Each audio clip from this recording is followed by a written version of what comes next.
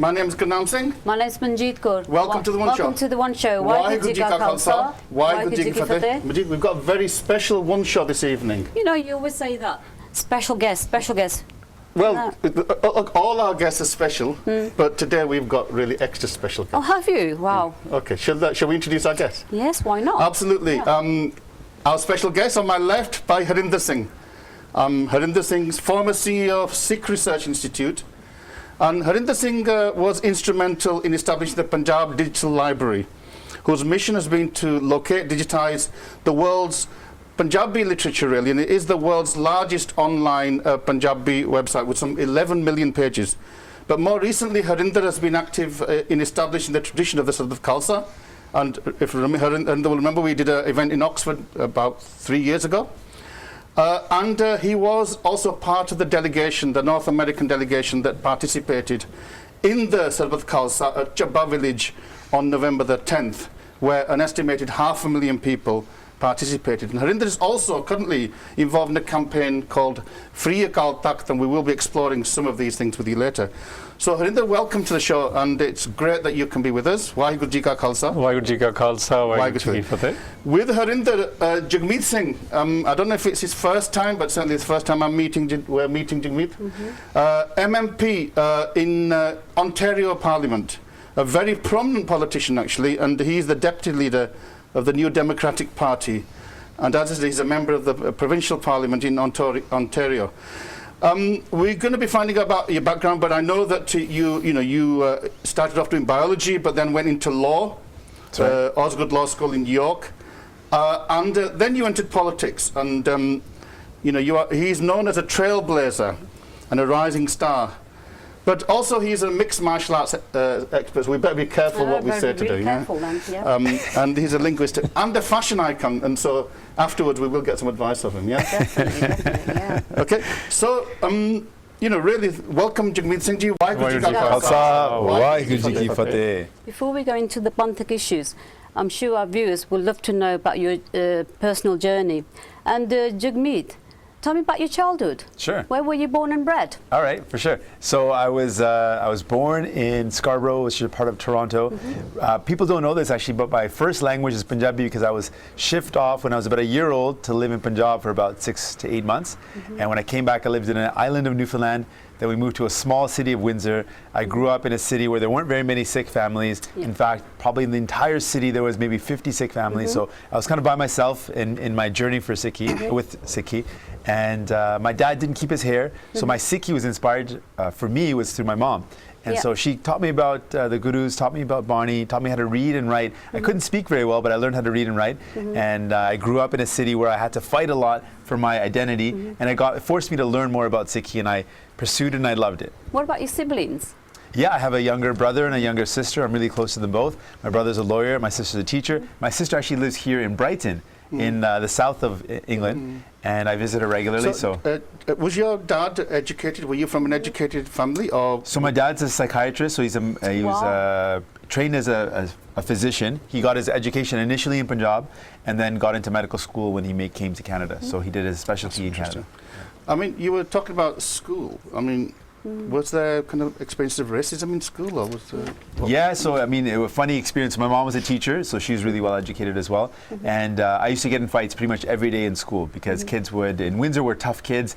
So they wouldn't only make fun of me by calling me names, they'd come up and give me a punch too. So I'd fight back. I was a tough kid. Yeah, I didn't back down. So if I didn't have like a bruise or a scrape, my parents thought I skipped school because they knew that I would be getting in a fight every day. If I actually went to school, I must have gotten a fight. And if I didn't have any scrapes, they'd say, "Oh, did you skip school today?" What about culture clash?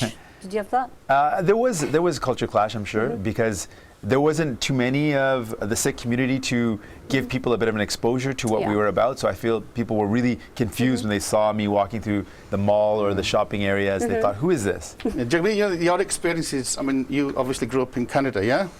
But I grew up in this country, and I was only 2 years old when I came, and it's almost identical. Oh, is it? In every sense of the word. Yeah. And you were talking about, fighting and getting beaten up. I don't know if I got beat up. I kind of gave him as much as I got. You gave a few punches. I gave a bunch of punches. But I used to frequently come home with a black eye or a bust nose, and my mum says, and I'd say I was playing football or cricket and a ball like that. That was my excuse, the cricket ball to my face, yeah. My mom was one of those moms that would say, you got in a fight? I'm like, yeah. She's like, did you hit him back? I'm like, I did. She's like, good. Shabash. Well done. Yeah. Well done. Well, mine was different. If I say I'd been in a It was fight, the opposite for you, yeah. well, then not only would I get beaten by the teacher, I'd get beaten by my family. तो पढ़ने जाना चाहता तो लड़ने जाना, that's how I सही used to गल है. get. No, it's true. I think there was something about that kind of view about our Punjabi parents, that they had total respect for teachers and schools, and they could never be wrong and you could never be right. I mean, things have changed now. Nowadays, most teachers are complaining that they're scared of the pupils. Yeah. But that kind of traditional kind of discipline, do you think that that's something that we need to reclaim? I mean, in my situation, I was a very disciplined young lad. I really liked school and I was good at it, so I didn't need disciplining from the school sense. My mom and dad were pretty strict in some ways, but very open in a lot of ways. I didn't have like a curfew, but I was, I didn't get into any trouble beyond fighting. And so I feel like in a lot of ways, I think the time you spend with young people, giving them values is how they will move in the right direction. You talked about when did you come into Sikhi? Was that in school or was it after school? So I didn't keep my hair when I was young, and I was about... So what inspired you? Yeah, so I was about 7 years old, and my mom asked me one day. My dad didn't keep his hair, didn't tie the star, so I didn't have anything. No role models. Yeah. So I didn't have Wow. that kind of visual appearance of seeing someone that looked like what I would want to look like. But my mom one day asked me, and I asked her to confirm the story, and she's like, "This is exactly how it happened." Randomly asked me one day, "Would you like to keep your hair?" Wow. And she had told me some stories about the gurus, and I'd learned about Barney and I learned about Sikhi. So you got inspired. And yeah, she just said, "Do you want to keep your hair?" One day, really randomly, and she thought that I would say no because there was really no reason for me to say yes, and I said, "Yeah, I want to." And then as soon as I started keeping my hair, I noticed immediately kids started picking on me. So I kind of chose a life where I immediately went from being somewhat accepted to being picked on. And then I was a tough kid, but I was also a bit of a padaku in along with being a ladaka kid. So I was being a padaku, I wanted to read about things. So I said, okay, give me some books on this. Why am I being picked on? So I read books on Sikhi, and I really loved what Sikhi was about. And I thought that if kids are going to pick on me for something that's so beautiful, I'm willing to fight for it. Just on this thing about the case, because Harinder, you could come in here as well if you want. In some senses, again, both you and I chose to keep our case, yeah? Where there are a lot of Sikhs who are brought in Sikh families, and they're, in a sense, they're forced to keep their case. And that when they get to the age of 16, they often start to question. What would you say to those young 16, 17-year-olds that have kind of got to that age of, beyond adolescence, who are rebelling against the case? What would you say to convince them that that's not a good step? Well, I'm sure Harinder Singh will be able to jump in on this as well. One of the things I think is important in our Sikh tradition is questioning is okay. I think that we shouldn't be afraid of questions, and we shouldn't be afraid of youth that want to question things. I think that's very much a part of the Guru Nanak tradition. Adolescence as well. Yeah, part growing up. It's part of growth. It's part of the journey. It's part of Sikhi. Sikhi questioned a lot of things that were going on at the time that didn't make sense. Questioned some of the rituals. Questioned the treatment of women. Questioned the limitations between people having a personal relationship with Waheguru. So Sikhi was based on this idea of questioning. So I think it's important to have the questioning, but we should support youth through leading by example, by teaching them our history, and really delving into the love of the Guru Granth Sahib and Barney as a way to inspire people to love Sikhi. But if you don't love it, you're not going to do it. If a young person, 17-year-old boy, comes up to their parents and says, "Papa, Mummy, ठीक है तुसी मैनू सिक्खी च लियांदा पर मैं सिक्खी नहीं चाहता मैं केस कटाने मेरे सारे यार दोस्त मोने आ." What advice would you give to the parents at that critical point? Because it will happen to a lot of parents. Sure. So, this is where we have to bring in Sikh tradition and the surroundings we are in. Sikh tradition is very clear on this answer, which might not be the answer your audience might want to hear. But Guru Nanak dealt with this. Didn't his two sons not just rebel, but actually start alternative religion? So what essentially this is that Sikhi as a paradigm, as a lifestyle, as religion/revolution needs to be understood. And just like any other religion or any other constituents who are dealing with whatever the nation state ideas as well, not every citizenry is equipped to answer all the questions. So what we have is institutions who develop these answers. So parents work with the institution. Just like when we send our kids to school, we might not be able to explain to them y equals mc square, but we make sure that wherever the schooling is, where our house is, that somebody is able to explain that in their class in physics. So let's apply this to Sikhi. Parents need to first of all become parents, not just authority figures. And this is a question of parenting here. We have position authority mostly. ਤੁਸੀਂ ਪਹਿਲਾਂ Punjabi parents ਦੀ ਗੱਲ ਕਰ ਰਹੇ ਸੀ ਨਾ, now let me just bring that in. Chittar is not the answer for everything. It might have worked for you. It definitely worked for me, but that doesn't mean it works for everyone. It didn't work for me because I rebelled. Well, and we did all. You do rebel. So the point is, was a good cause. yes and no. We generally don't In rebel that into way. Sikhi. We eventually end up there, but I'm not going to get there. We actually rebel into just questioning them, Yeah. and we are, we want to be disruptive at home, and we all do that. By questioning, My point you is, learn a lot as well. absolutely. So Yeah. my first thing is that when a 16, 17, somewhere between a preteen to post 20-year-old, when they question this, this is really a failure of our institutions. I'm taking it because if somebody became Sikh, what, 5 to 9 generations ago in most of our cases, they changed their religion when the price to change your religion was death. Yeah. Why did they choose this? We are not able to answer that question properly. So if we as parents cannot answer, let's find other institutions, books and places, individuals who are able to. But even if then, even after that, a youngster doesn't want to remain a Sikh, why are we not strong enough to accept it? Isn't this a choice we are working towards? Aren't we the proud people? And we shouldn't use that word in my opinion, but we say that, that's why I'm using it. We proudly say that, we believe in the conscious, this expression, this choice. Well, Guru Nanak gave choice to his kids too. Every guru did that. In fact, this is not a forced identity.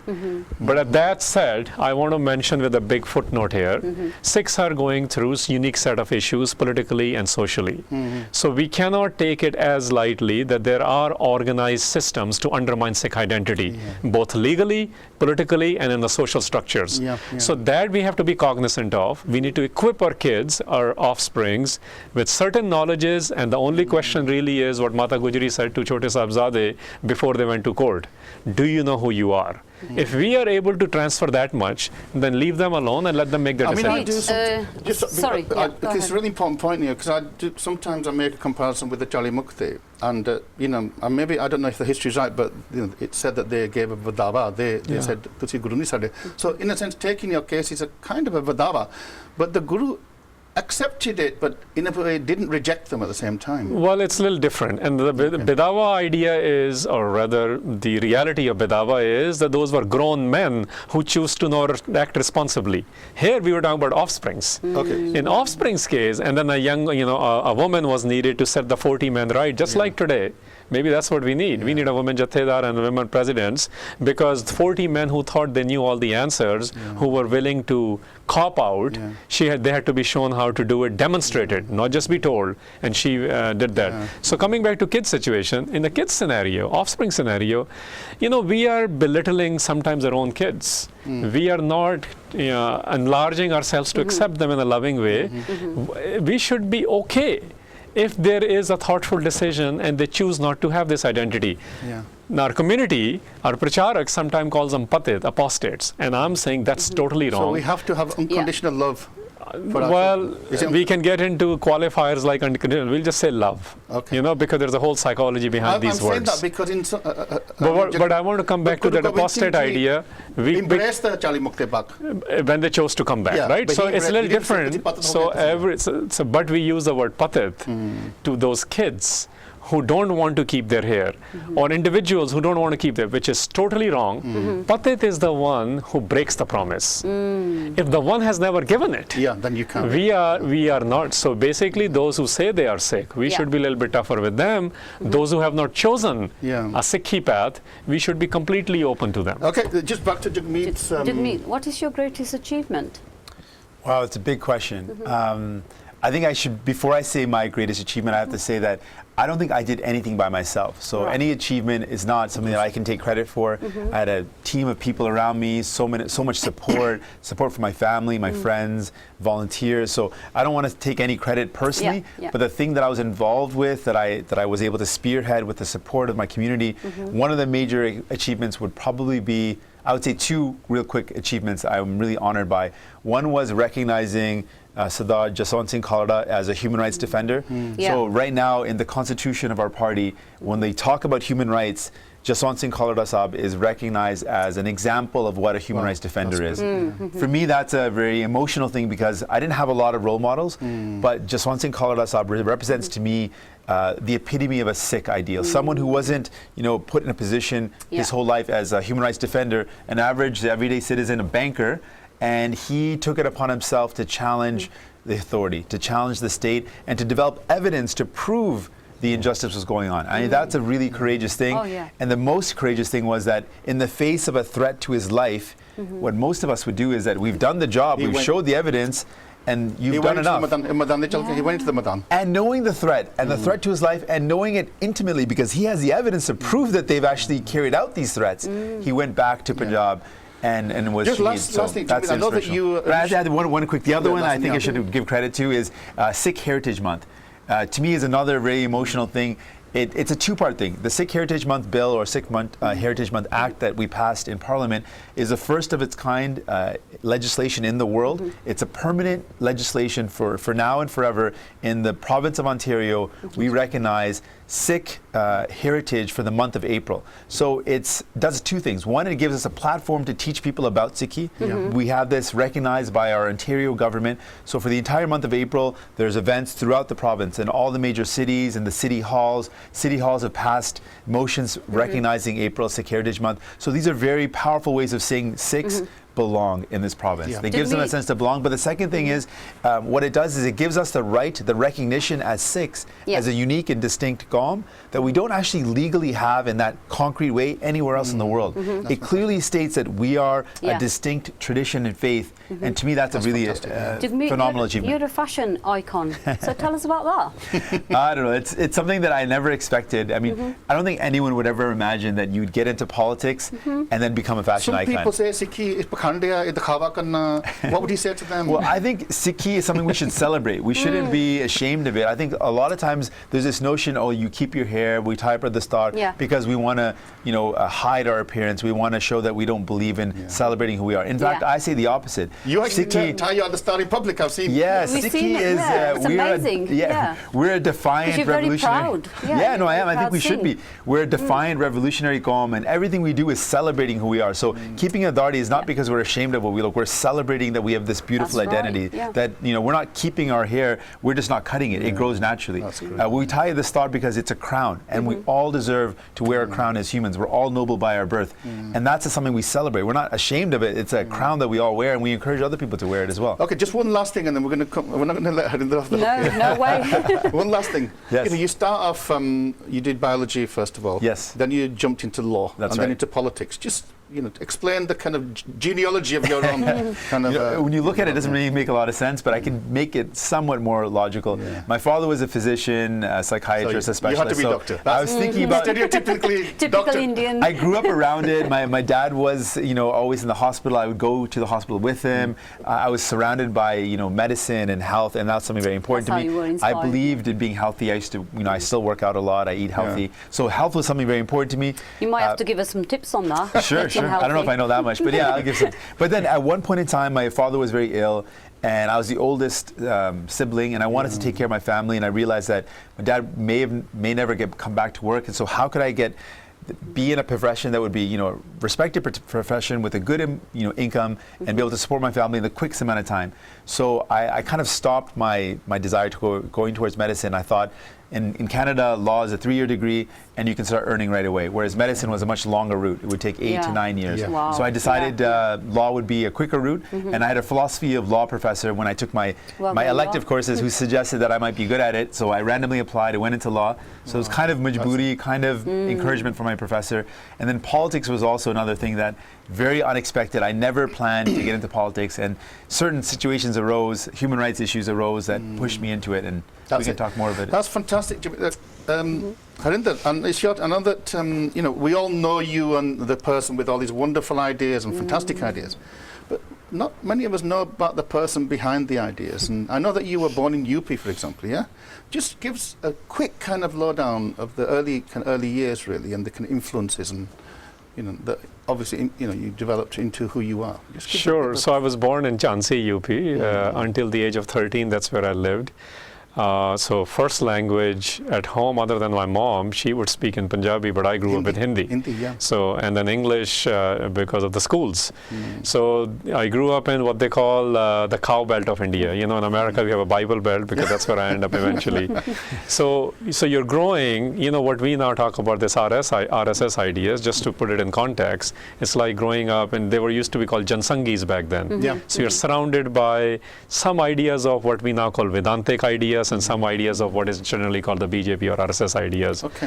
But so, So schooling, in the same school, ideas. Were those influences in the schools? Absolutely. Although the school I went to primarily was an army school. It was mostly 95% of the people who went to school were, colonel's son and the general's son, and it was that kind of. My dad was in railways. My mom was an English professor at a girls' college. Wow. So I grew up in that kind of an environment. Amazing. So Sikhi was really kind of there. It was just it was part of the backdrop. It wasn't. It was status quo. It was, yeah, so what we it call was the norm, status quo yeah, Sikhi. Sikhism. So for me, Sikhi was, a little bit apart and you're done. You go to Nanaks. My Nanaks were much stronger. So we would go to So they summer. were more in Sikhi, the non We would go to Mullapur near Ludhiana, and that's where I would pick up, and they would used to call people, they used to call us UP, they pa ye aage. So there was this constant battle of identities anywhere. School was the same. There's so much ruckus about bullying in schools in America now. Yes, I know it's a concern, but we had a fight every day there too. We just fought with hockey So you sticks, were a and our tough guy. shirts were torn up every day. The point is that it's a normal behavior in the world. This is not exclusivist thing. So even when No you are different in a to any so-called other India place. or even Punjab, this is a normal behavior. People, in fact, it gets worse there. Really? Your teachers will even pull your juda sometimes. Really? I remember abuse, Mrs. right? Khanna doing that to me in one of my classes, and at some Really? point, I just took her gut and yanked it, and she got, I don't know. God. Thankfully, I was brought Oh up my in God. the UK, so I Yeah. didn't go. But I've been told that the teachers used to have all these crazy contortions that they used to get. Yeah, and I've gone through that, or what they call, sort of like and then they'll have khajur di That's why dandi is you're a what they tough guy call it. today as well. Well, no, I don't agree with that. Going through all those things, Oh, I no, should have no, ended no, up in no. some mental No. institution. And I think No. the saving grace I'm really only is. joking. Yeah, well, I'm not. I think the saving grace is at some point, Shabbat started working on me, and that's. But what I want to mention is, so 84, I was there. June 84, I was actually May 27th, we were at Darbar Sahib complex. We were part of the Yatris, or pilgrims as they call it, going to Pakistan side to visit the Gurdwaras. Okay. So June 6th through 8th, we entered the Punjab. What So age when people talk were you about at that time? 80, I'm almost 12. So 11 and a half. So it was. Yeah. Was it Yeah. traumatic that period? Well, so this is what happened. So I observed things. I remember even when we entered Punjab, the train didn't stop throughout Punjab. So when we talk about black blockade of Punjab, nothing was flying in and out. I actually saw that army actually were putting stain guns to the guys who were going through the whole of Punjab. So point is, I lived through that, and we can talk about that in detail Well, if you're let me ask you interested. about that. But I want to mention, then I lived through November of 84. Yeah. And that's when our house was burned down. And this whole propaganda, it Oh, was you've only been through a Congress. lot. Not really, because the house, which was our house, was ordered to be burned down by the Jansangis, which is today's BJP. Yeah. So, all of that happened. 2 weeks after November 84, my dad went to embassy in Delhi, and he's like, this is not my country, and that's when we left. So on July So you draw 4th, the line there. Yeah. July Became 4th, refugees in your own country. In effect. well, I won't say Psychologically refugees. refugees. You can say that, but I think it's something more, and I can get into that. But on July 4th, 1986, which is Independence Day in America, I don't think it's a coincidence. I landed in America. So at 13 onwards, I grew up in Kansas City. Similar issues you hear about. But now you're immigrant son kind of an idea. You're the elder son. I have an elder sister and a younger brother. So, you go through your own processes, but I end up doing aerospace engineering, and then worked for 5 years, did my master's in engineering management. Wow. And then some point I decided I've never lived in Punjab. I've never loved about Sikhi. So you wanted to have that experience as well. So that landed me in Punjab for a year. I didn't go back for 5 years. Wow. So that's when I did linguistics of Guru Granth Sahib studies, did MPhil in that, and took Persian and Abhransh and Prakrit and all those languages.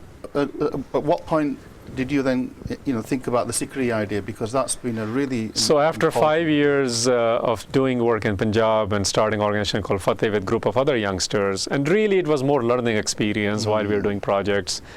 I was coming back. I was going to start PhD at Oxford, actually. I thought maybe in my arrogance that I can become Edward Said of the Sikhs. But anyway, I mean, I really wanted to. I want to pursue that, the whole cultural dilemma. Even though Edward Said's thesis now has been discredited by a lot of people, but that's Well, that's besides the point. I think he is.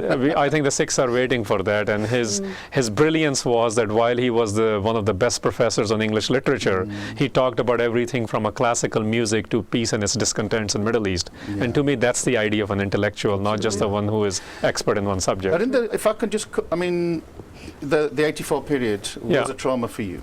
I didn't say that. Well, okay, Okay. it was a traumatic period. Yes. And I talked to a lot of Sikhs, particularly who can recall the 84 period, and I have a sense that they're still stuck in this. There is still a trauma 30 odd years afterwards. Yeah. Do we need to escape that kind of psychological trauma? I say that because only a few days ago we were commemorating the Vadagalugara, Uh-huh. which in one day, 50,000, I think, up to 50,000 Sikhs were massacred in one day. But soon after, the Sikhs were in Jagmeet. It's almost as if 84 now has become a millstone behind us. I don't know, psychological millstone. Yeah, so I think what has happened is in last about 70 to 80 years, Sikhs have forgotten their narratives. So when we don't have our own narratives, then somebody else tells you who you are and you start believing it. And that's what has happened with 84. 84, since when in Shahadat in Sikh history has been protested? We have celebrated our Shaheed. Just look at Gurbani, just look at Ardas. We don't complain. No. In fact, in Vadagalukara, this you mentioned, our saying was, come, we will double and triple and we will still face you. This is the idea of Sikhi. Exactly. So the idea is 84 to me. So I was 13 when I landed. I want to we have to go for a quick break, and we'll pick up from there straight after the break. Sure. So a short break, and we'll be straight back. Waheguru Ji Ka Khalsa. Waheguru Ji Ki Fateh.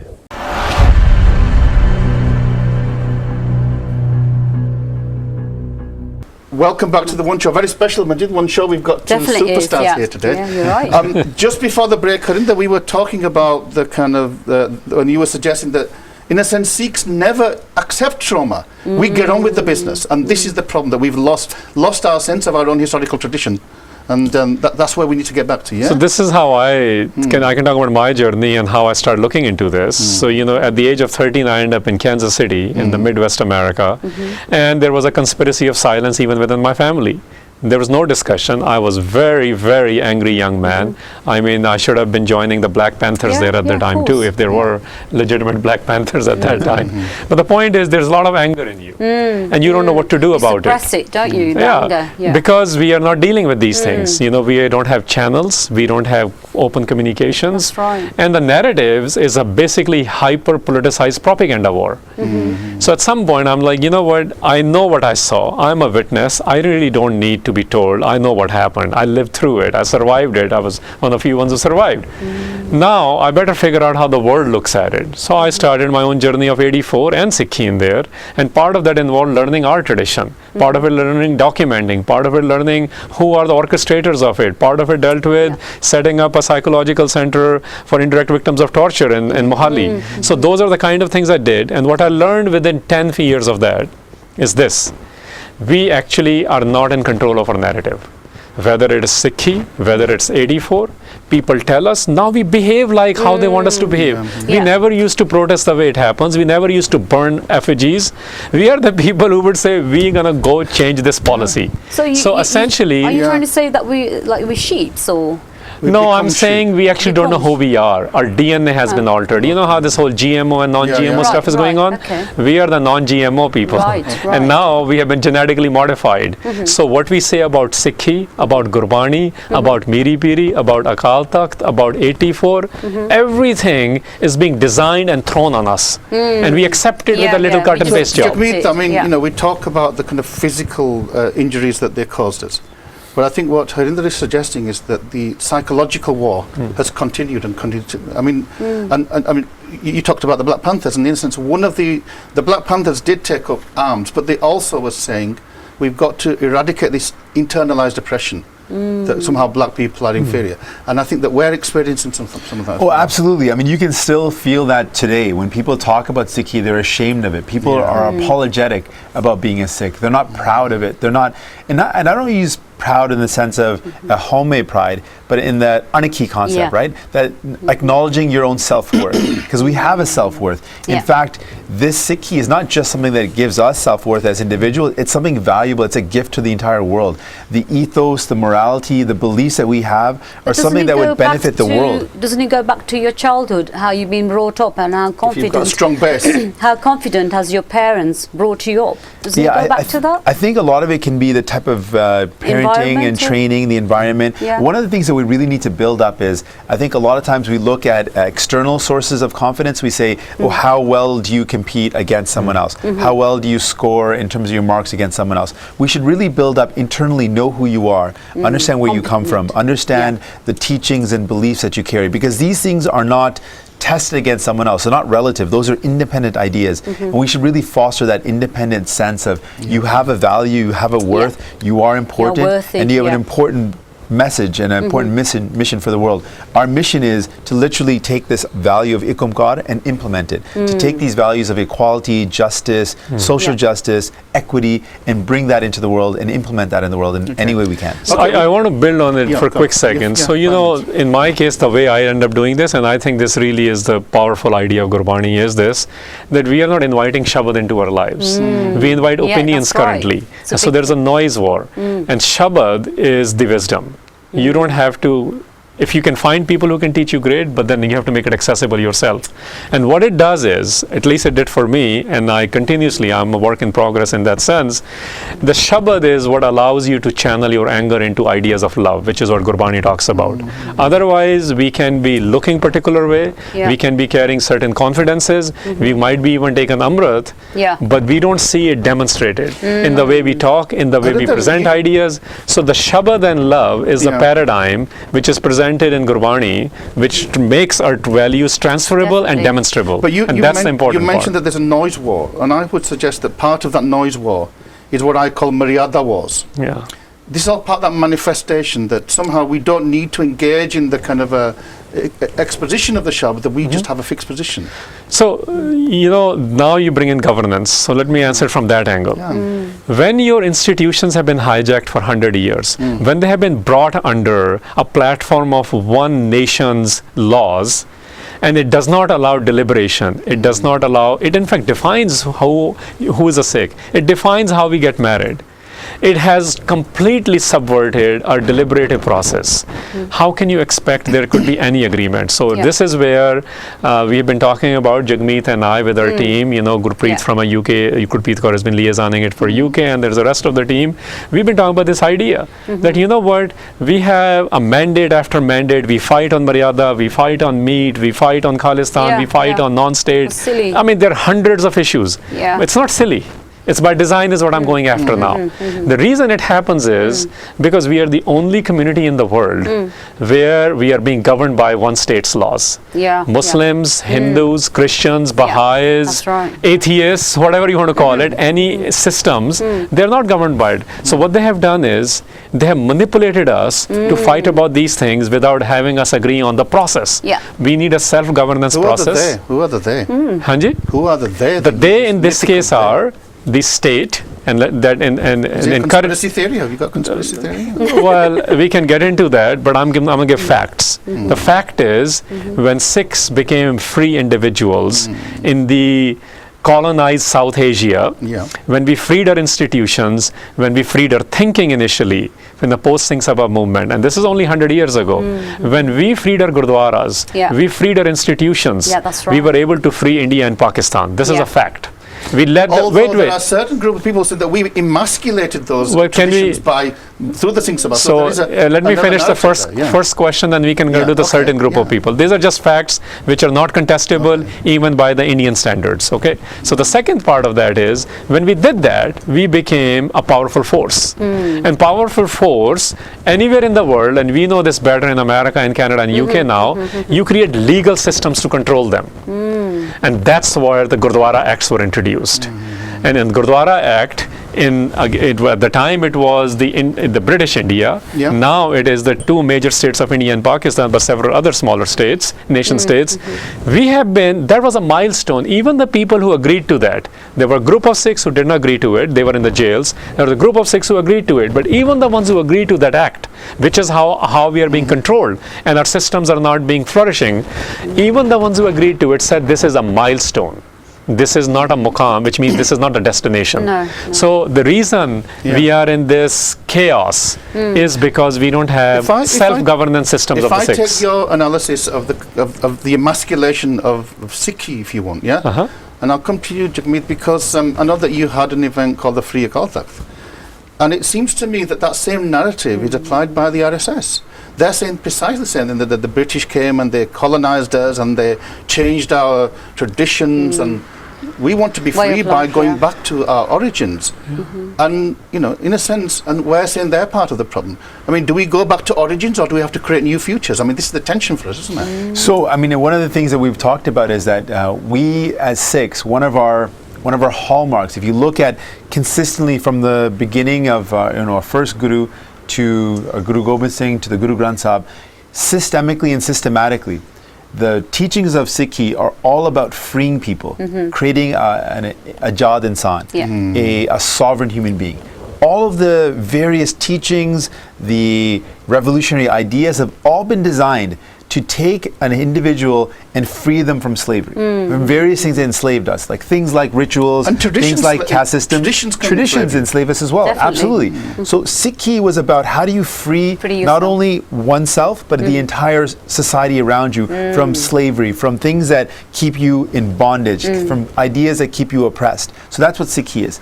Now, that same principle that we are supposed to foster has been subverted. And now our very institution, which should be the hallmark of uplifting people, about creating this sovereign ideology, it itself is not sovereign. So if we don't have a sovereign institution, if we don't have a platform where we could all come together, and that platform that guides us, that we can deliberate together with, first doesn't have a deliberation process like Harinder Singh was saying, but also doesn't have that principle of being free in and of itself, then how can we as a community be free? Let me, Harinder, you are trying to free the Akal Takht, although some people might say that the Akal Takht is sovereign, it's self-evidently sovereign, so you can't free something that is already sovereign.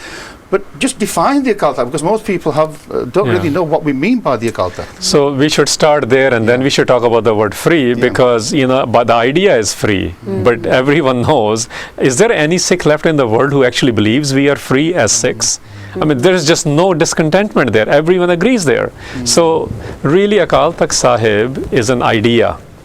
Because Guru Nanak Sahib started this idea. Guru Har Gobind Sahib built it as an institution, as a parallel to the thrones of Sarhind and Lahore. So it's an authoritative figure which deliberates on behalf of the Sikhs. It has ideas, institutions, commandments for community within and for the world at large. Now bring that up, 18th century, they practiced it very well. Even when they're being attacked, and you mentioned one of them being a Vadda Kallukara, but they practiced it. It was a crisis situation, even then they practiced it. Then last 200 years, primarily in the during Ranjit Singh period, the system was completely undermined. So Akal Takht is an idea which became institution within the Guru period. It became a capital. Even then, when it was hijacked, this is not the first time this has happened. During Banda Singh Bahadur, he took it from to Mukhlispur, which is in today's Himachal Pradesh, where he created a Lohgad from where he ran his affairs. So this really is a self-governance system. This is an autonomous place where we will decide who is a Sikh, we will decide how we get married, we will decide what our maryadas are. That's first part. And this is also the place where we will deliberate on what is affecting South Asia. Today, it's a world authority in the global situation, so it should have deliberations on what is our take on climate change, what is our take on LGBTQ issues, what is our situation on the rape and Dalit situation in India. This is our place of governance. Well, let me just pick that issue up, because I know that you did another event which was around staying true to your Sikhi and also getting involved with politics and law, and in a sense you're kind of in the thick of that. And I know that there have been some disputes in the NDP around, for example, the bill on same-sex marriages, for example. And I know that there was one candidate, I think he was from Tamil background, and who stood but actually said, I don't agree with some of these things. How do we negotiate if we're progressive, if we're facing new challenges? How do we stay true to what we might see as Sikhi Maryada, but then we're confronted with these new challenges to the concept of equality, for example? Yeah. Well, I mean, I think it's an important question. It's an important challenge. I draw a lot of inspiration from the Gurus, and I can't think of a better example when it comes to human rights than Guru Tegh Bahadur Sahib. Guru Tegh Bahadur sets a pinnacle of human rights liberation, human rights excellence in the world, and in fact, in all of history. There is no other example where someone was a founder of a particular spiritual tradition. That tradition openly criticized and denounced the practices of another tradition openly. It's very clear that in the Sikh tradition, we've criticized ritualism, idol worship, the caste system, all of these things which form a basis of the Brahmanic school of thought. But despite that, Guru Tegh Bahadur went out and died to defend the freedom of religion of a tradition that he openly denounced, criticized, and not only Guru Tegh Bahadur, but from Guru Nanak Dev Ji, from the founding father, the founding guru of the entire Sikh spirituality. So if that is an example set for us, then we know that you can't pick and choose human rights. That's something that Guru Tegh Bahadur set for us. So it's a difficult decision, but it's been set by our gurus. They've taught us that we should stand up for the rights of all people. Just recently, I don't know if it was reported that the Premier of Canada went to Gul Takht and she was actually refused a Saropa because she's an openly lesbian person. I mean, I don't know what your thoughts are about that. Were they right to do that? Or, I mean, maybe it's, Our thoughts are very public. You should look at our tweets, and we are very open. So tradition. Look at the tradition. So what Akal Takht does currently, what Saropa, Modi got a Saropa there, how is that justified? I mean, he is a guy who is charged with genocidal crimes. So don't look at what currently is happening. What is happening currently, this is the whole thing. We get confused with these ideas. This is what they do at Darbar Sahib. This is what they do at Harinder Sahib or Akal Takht Sahib. But this is not a Sikh space. We should be openly agreeing to it. The person who installs the Director General of Police of Punjab is the person who installs the Jathedar. How there is no check and balance. This is the 16th century Catholic Church where everything is up for grabs and people with the money and power are controlling all the systems. That said, let me add another point to what Jagmeet Singh was just mentioning. And that very guru who championed the defense of human rights, the people he was defending were the same people who hired a hitman to kill him. Now, this is the level. His name was Singh. He was hired to kill him. There's a Gurdwara near Batala where it's commemorated and the bullet touched the guru and passed him. So my point is, this is our standard. That it doesn't matter. This is why the terms in Gurbani are so important. You know, the support word we say, refuge word we say, these are the words in Guru Granth Sahib when we translate them in English. That Guru is instructor for everyone. Guru is the support and refuge for everyone. Sharan is the word.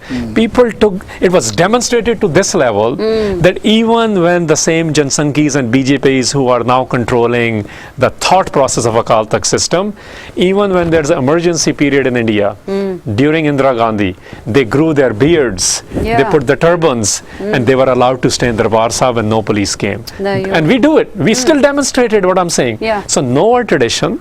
We have to defend anyone and everyone's right to live that they want to live while maintaining our own traditions and sanctities. Let me, Jagmeet, coming back to you, because I know that, Canada is seen as one of the most liberal nations in the world. And interestingly, you've already said that Sikhs have been quite successful in Canada. So maybe liberalism and Sikhism isn't that incompatible. But the question for me there is that there are certainly some people who see taking a liberal view about things as maybe being less committed to our, concrete traditions. And, some even people imply that we're taking on atheistic kind of postures by, having a more nuanced view of religion and faith and human rights. What do you say to those people who might fear modernity, if you want, or rationalism and things like that? So I think that the terms like modernity and rationalism have a lot of a Western connotation, so I can see why people might reject those notions, but I think it's very clear, if we look at Barney, if you look at the lives of the Guru, that we were committed to social justice, equity, equality, These are things that are unequivocal. There's no doubt about it. A Sikh, by nature, has to be someone who cares about the betterment of all human beings, that cares about distribution of wealth, that cares about eradicating poverty. These are things that Sikhs care about. Sikhs have shown, and Harinder Singh ji, you just added another element to the Guru Tegh Bahadur ji story, which I didn't know about. Our gurus showed us the type of open-mindedness, acceptance, willing to work with, support people with different views, different opinions. That way of thinking is a Sikh way of thinking. There is no way that Sikh way of thinking is closed-minded, is narrow, is judgmental, is limiting.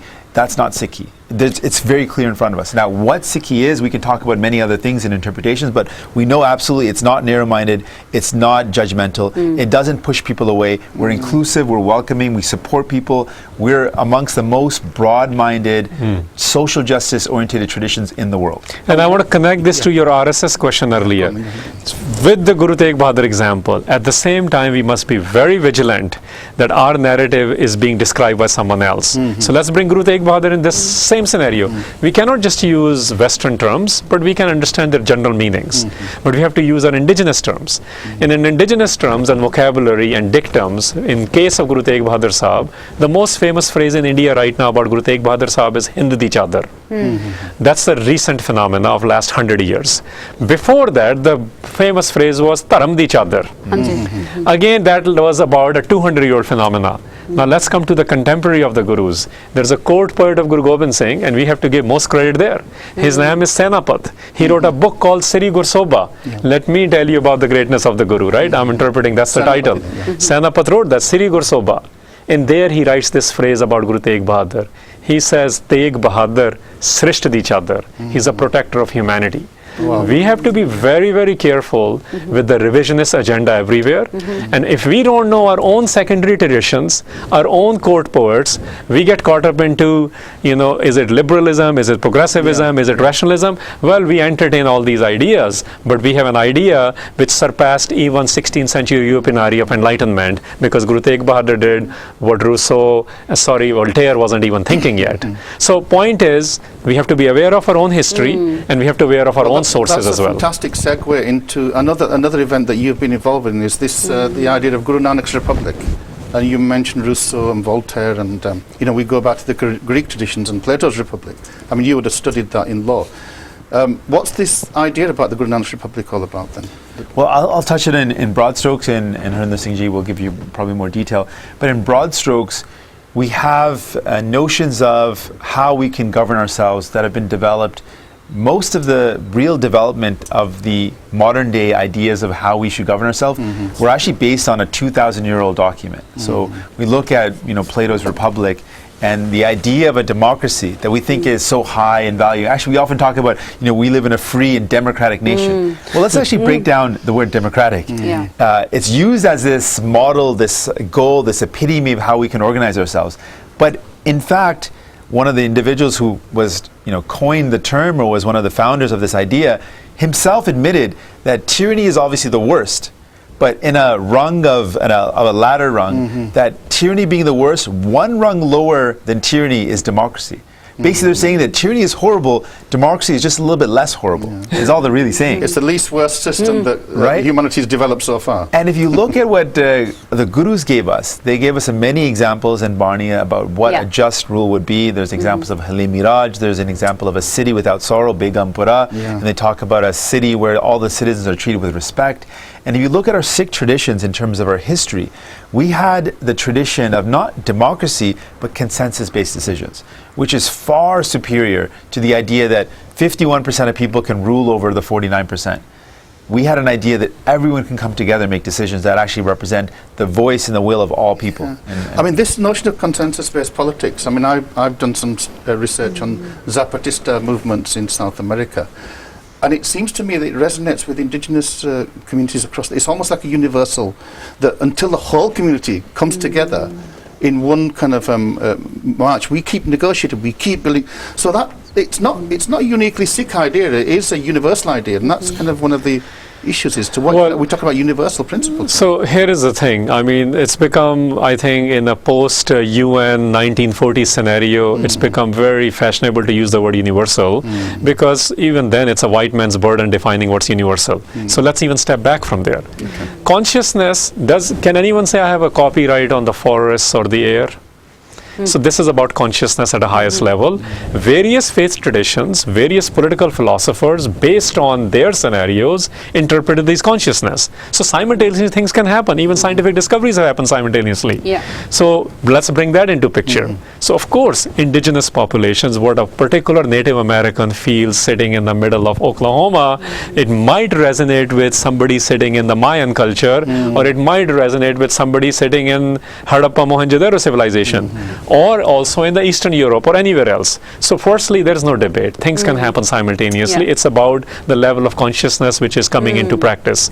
That said, gurus offered a solution. This is our theology. Bhai Gurdas is our original theologian historian. He says he offered an alternative to the world, in the world where there's a Tisar Panth, where the world is, there's an Aryan civilization, there's a Semitic civilization, they have representatives And of the third way. Hinduism The and the third way. Islam, and we present a third alternative. And we did it very emphatically. This is something to be remembered because Sikhs shy away from this now because we become so subservient in Yeah, our thinking. yeah. He says, Marya Sikka Jagat mein. Sikka is who issues coins? Sovereigns. You and I can't do it. The governments, we'll call them, right? People who have the legal authority. And that's the vocabulary for our spirituality also. Marya Sikha Jagat mein Nanak Nirmal Panth Chalaya. So Panth Guru Nanak Sahib started, and this is also confusion. And So this what did he Nirmal, was it about the Nirmala Sads or was it the different? Nirmal word is, dekho ji, the word in Punjabi, a lot of people in English when they interpret start saying pure. It's not even that because purity gives the idea of supremacy. Nirmal is that it's a process. It's a chiseling, we call it. You know, karna. It wasn't in any way. No, absolutely talking about not. That's one of the sadhus. suborders within the, I mean, we can't get into that. It's a separate discussion, but of course not.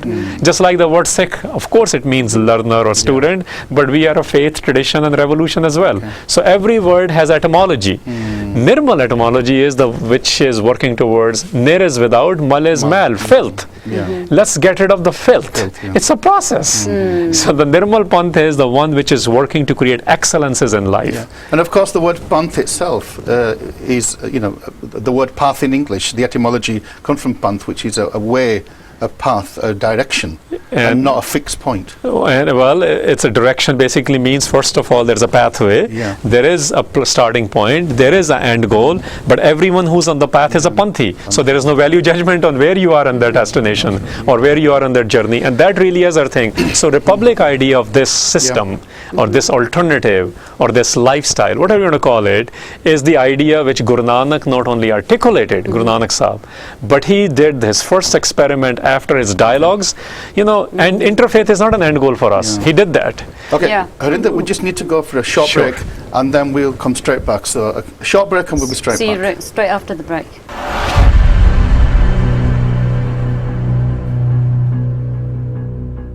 Welcome back to the One Show, a very special One Show. This is the last part of our show, and just before the break, Harinder, we were talking about the concept of the Guru Nanak's Republic, and we were talking about the Nirmal Panth, and that's where we kind of cut. So where do Sure. So Republic is, as Jagmeet Singh had mentioned and you had mentioned, that this is a European idea born out of governance system, including how the nation state should be running. So indigenous term is Raj. So let's quickly come to indigenous term. Raj is the word used in Guru Granth Sahib to describe why Guru Nanak came on this earth. So we have all our own theories. Everyone talks about what is Guru Nanak's mission. He started a religion, he started a faith, or he reformed it. Here is the answer in Guru Granth Sahib. Very explicit. Nanak Raj Chalaya, such quote Satani Neev De. Raj at minimum is a system of governance, and at the highest levels it also becomes nation state. He came on this earth. This is Satta Balwand writing in Guru Granth Sahib. There is no mention of the word Taram. Taram is a different idea. Taram is essentially the ideals we want to live for our personal developments. But governance is where everything is. Yeah. How are you going to make sure there's equity? How are you going to make sure there are human rights? How are you going to make sure Definitely, there's a plebeian mission with egalitarian society? Those kind of ideas. So his idea, articulated of Kartarpur, which Guru Arjan Sahib recorded, Begumpura of Guru Bhagat Ravdas or Guru Ravdas, because if that community wants to call it, don't fight about it. We give space to everyone. Yeah. We incorporated that idea. Yeah. We call it Bhagats in Guru Granth Sahib because it says Bhagatani Bani, but if somebody doesn't say it, don't fight. Let's take the idea. Yeah. And that idea was experimented with in the city of Kartarpur. And that experimentation, that project continued until Anandpur, and that journey from Kartarpur Sahib to Anandpur Sahib is our answer of what Raj is, because it takes you from the kind of struggles we have to deal with and the coping mechanisms we need, and why Shabad is so important, and the criterias of leadership, and how to deal with the imperial forces which are unjust, and how to deal with Masand infested Amritsar. A complete system. Exactly. Okay. So that study is our development of Raj. We are heading towards the final part of the program, and Jagmeet, I just want us to kind of look forward a bit now if we can. I mean, we talk about Sikhi Prachar. You know, I grew up being told that Sikhi is not an evangelizing religion, that we just look after our own and we tell other people to follow their path. If we follow the logic of that, Sikhi will diminish because our own is diminishing. Should we be evangelizing Sikhi? If we've got this wonderful universal kind of message, why not? If so, how should we be doing that? What should be the kind of methodology of our prachar in this kind of modern context that we live in? Well, I want to borrow from Harinder Singh. He actually mentions the idea of using our own language. So evangelizing and missionary work is not necessarily something consistent with Sikhi, right? Those are Christian concepts. But prachar is a word that we use, and the gurus actually did prachar. That's what they did. Their message, they had a message and they spread it to the world. And we know the lives of the gurus. They went out to other places to share, to have discourse, to have discussion, and we should absolutely do that. We've missed the ball on this a bit. We thought that because we don't believe you get Waheguru points for converting someone, we thought let's not go out and convert people. Where our goal isn't to convert someone. Aap japo avara naam japavo. We do want to meditate ourselves and help others to meditate, help others to reflect on these ideas of justice and equality and equity, and how can we make people more free. So we should do that. It's actually our mission in life to not keep this to ourselves, but to share this beautiful gift with the world. I mean, But not with the expectation of conversion, and that's the difference. And no Waheguru Because because it's so right. clear in Guru's own mandate and in their lifestyles when they're establishing this system of governance. He had places for Muslims. Yeah, he had definitely places did. for Yeah. Hindus. Yeah, he had everyone. places for other systems we'll call of existence, right? And he had no need to convert, Oh, no. for example, 700 men and 4 sons of Pir Buddhu Shah. He had no need to convert Saimi Amir. Yeah. He had no need, and he himself did this to Pai Mardana, where he's going and doing the Islamic ceremony of last rites. So my point is, his idea is, here is an offering to the world on how to coexist. People who want to exist in the complete Guru's way, they joined. And those who didn't join, he was still friends with them. And that's the idea we need to. Yeah. This is the model which now the terms like multiculturalism, pluralism, which France has even failed, it was implemented. It became a reality. And what I'm saying is, it has been by design destroyed and presented as something else now. Jagmeet, does not leave us exposed, because I know that there are certain other faiths who do evangelize, convert, call it one. In fact, it's part of their faith, the Muslims. And there are some Muslims who take some of the Shabd of the Guru Bani and take some of those examples and say, look, the Gurus extolled the virtues of Islam, they extolled the virtues of namaz. So, you should also follow the Guru's path. How do we deal with those kind of I think Harinder Singh will definitely jump in on this as well, but I want to say that one of the things that Gurus did is they did something very unique. They didn't, we believe in pluralism, absolutely. We support various schools of thought, absolutely.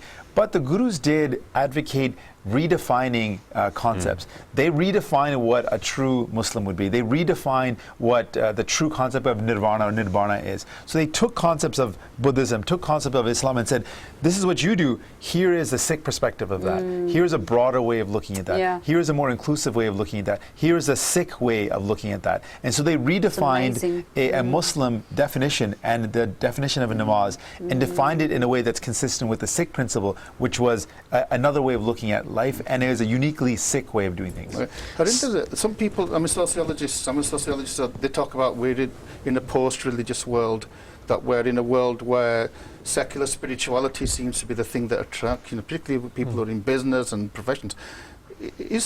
can we position Sikhi within a kind of secular spirituality, or? Sikhi's idea, which is where we need to come back to Gurbani again, because this is our Magna Carta, and we don't bring things from there, and people are trying to fit it into whether it's a Foucault's work or Russell's work or someone else's work. And all these kind of things. So the point is, I'm going to come back to Gurbani, we're going to talk about Sikhi. Mindfulness. First slok of Guru Granth Sahib says that the ideas are Ad Sach, Jugad Sach, Happy Sach, Nanak Hosi Pi Sach, which means we are not time and space bound.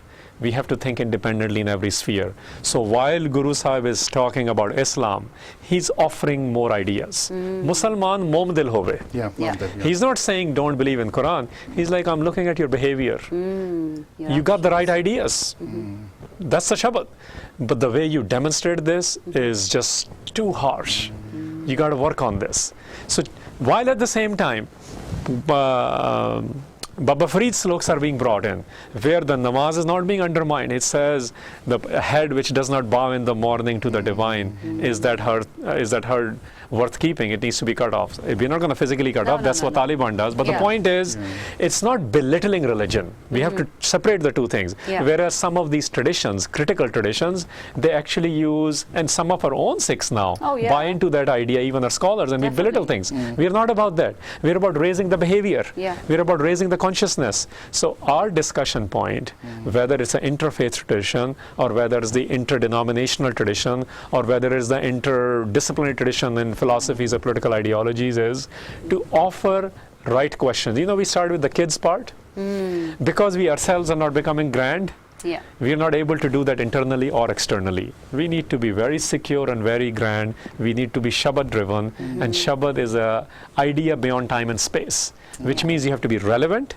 You have to know what Richard Dawkins is saying, and you must be able to answer how, even in that conversation of where they're agreeing to ideas of force and energy, we have something to offer as well. Jagmeet, let's be honest, majority of Sikhs don't keep the Sikhi Swarup, if we're honest. In Punjab, the Sikhi Swarup is disappearing. And some people are doing it because maybe they don't understand Sikhi. Other people are doing it because maybe they reject Sikhi, let's be honest. But then the others who are saying, look, Sikhi is about values, it's about how we live with people, it's not about how we look. What would you say to those people? Well, I think first and foremost, Sikhi is inclusive, so we would welcome everybody. And that's our starting point. Our Gurus have taught us that. At the same time, the Swarup is something that you have to love. If it doesn't come from a position of love, it's not worth forcing on someone. It's not worth it.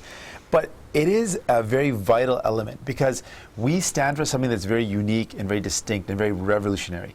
So revolutionary people want to show the revolution that they're bringing to the world, because it's something they celebrate. So we're celebrating these revolutionary concepts, and having our unique identity is our way of celebrating it.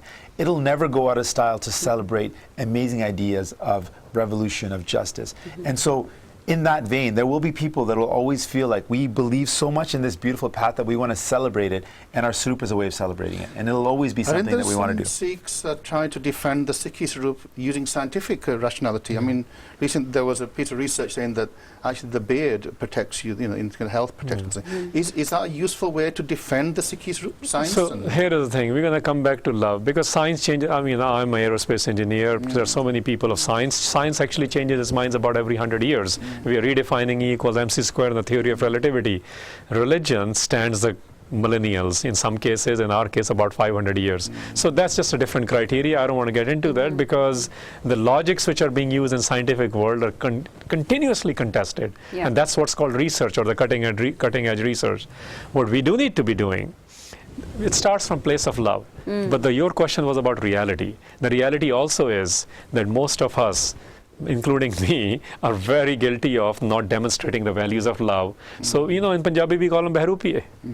And we have to look at what has happened in the last 30 years. So I'm going to actually flip it. I want to hold people who keep the Swarup more accountable, because we are not keeping them accountable. And I can make a case for you that people, some of the even, there's an old martyr tradition, there's a martyrdom tradition in the last 30 years. So Khajinda weren't in Swarup. Look at what, so the point is, we need to be value driven. Gurbani's answer is very clear. Anand Sahib, which Guru Amar Das Pasha has said it, the battle is not between Swarup or no Swarup, or internal value versus external values. He said the answer is very simple, Andro Nirmal, Baro Nirmal. Everyone else is struggling.